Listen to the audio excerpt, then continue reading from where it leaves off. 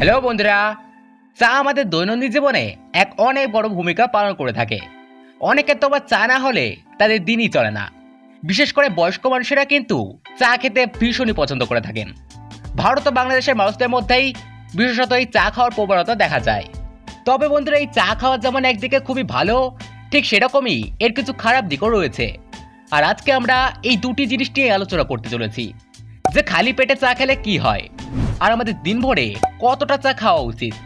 শুধুমাত্র এই ভিডিওটি শেষ পর্যন্ত দেখতে থাকুন। তো চলুন শুরু করা যাক। বন্ধুরা, চা এমন একটি জিনিস যেটি ছাড়া অনেক লোকের তো জীবনই বৃথা। তারা যদি চা না খেতে পায় তাহলে মাথায় ভয়ানক ব্যথা হতে শুরু করে, দিনভর বিরক্তি অনুভব হতে থাকে। সকাল হতেই তাদের চায়ের চুমুকের দরকার, না হলে তাদের দিনের শুরুটাই হয় না।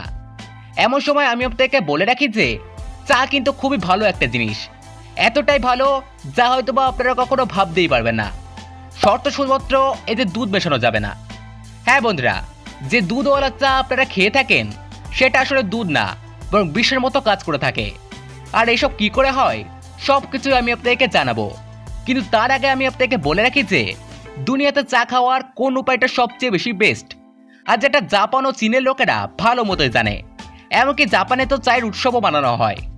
আসলে চা সেটা হয়ে থাকে যেটা আমাদের লাভ পৌঁছায়, যার ভেতরে অ্যান্টিঅক্সিডেন্ট থাকে, যা আমাদের শরীরকে রোগেদের হাত থেকে লড়তে সাহায্য করে।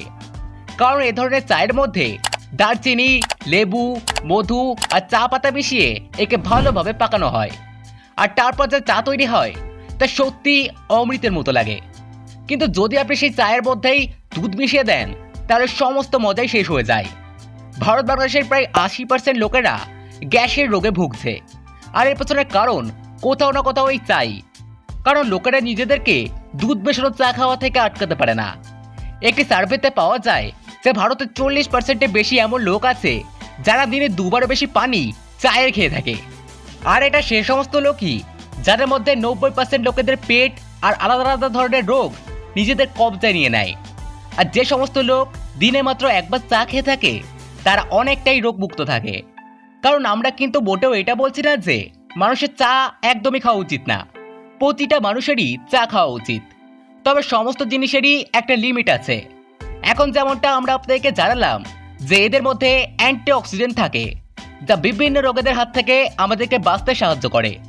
পাশাপাশি চা আমাদের সর্দি কাশি ও ক্লান্তিতেও খুবই সাহায্য করে।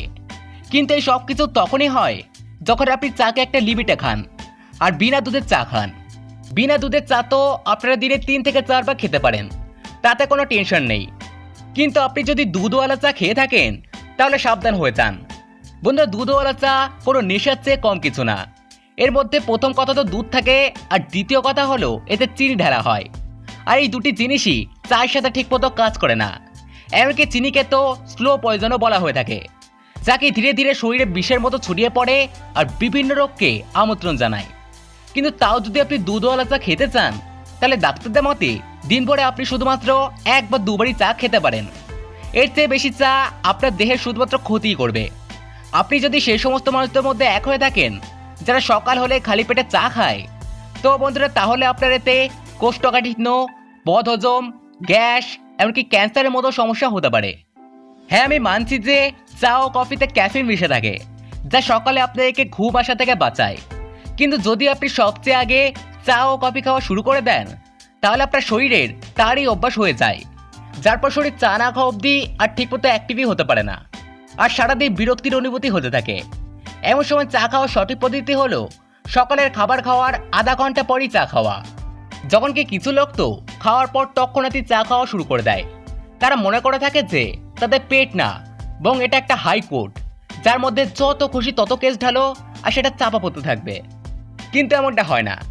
আমাদের পেট কিন্তু কোনো মেশিনের চেয়ে কম না। মেশিনকে তো যদি আপনারা ভুলভাবে চালান তাহলে সেটা অত তাড়াতাড়ি খারাপ হবে না যতটা ভুলভাল জিনিস পেটের ভেতরে ফেললে হবে।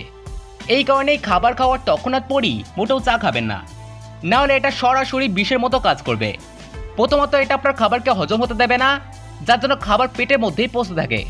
আর এই কারণে খাবার খাওয়ার 8 থেকে 1 ঘন্টা পরই চা খাওয়া উচিত। আর আমাদের কথা শুনলে না খাওয়াই উচিত।